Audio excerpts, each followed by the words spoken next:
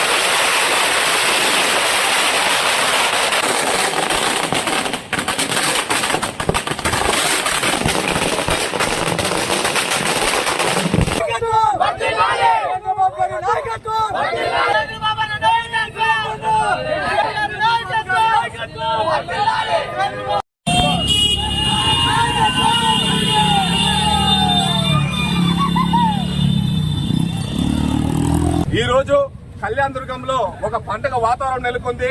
కారణం కేవలం సురేంద్ర బాబు గారు ఈ రోజు భారీ మెజార్టీతో గెలిచి అసెంబ్లీలో కళ్యాణ్ దుర్గం ప్రజల యొక్క ఆత్మ గౌరవం కోసం ఆయన పాల్పడి పోరాడి ఈ రోజు ఒక యుద్ధంలో గెలిచి ఇన్ని రోజులు ఈ రోజు ప్రమాణ స్వీకారం ఆయన సురేంద్ర బాబు సార్ గారితో చేశారు.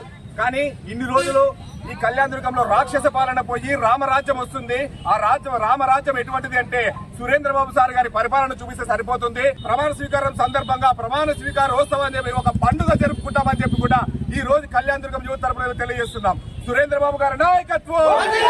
ఈరోజు చాలా సంతోషంగా ఉంది. మా తెలుగుదేశం పార్టీ జాతీయ అధ్యక్షులు గౌరవనీయులు ముఖ్యమంత్రి వర్యులు నారా చంద్రబాబు నాయుడు గారు గతంలో ప్రతిపక్ష నేతగా ఉన్నప్పుడు అప్పుడే శాసనసభలో ఇది గౌరవ సభ కాదు కౌరవ సభ, అందుకే నేను ఈ సభలోకి రాదలుచుకోలేదు, నేను ముఖ్యమంత్రి అయిన తర్వాతే ఈ సభలోకి అడుగు పెడతానని చేసి శపథం చేసిన మాట రాష్ట్రం అంతా కూడా ప్రజలందరికీ కూడా తెలుసు. ఆ మాటకు కట్టబడి ఆంధ్రప్రదేశ్ లో ఉన్నటువంటి ప్రజలందరూ కూడా పెద్ద తీర్పు ఇచ్చినందుకు 164 సీట్లు ఇచ్చి చంద్రబాబు నాయుడు గారిని ముఖ్యమంత్రిగా అసెంబ్లీకి పంపించడం చాలా సంతోషంగా ఉంది.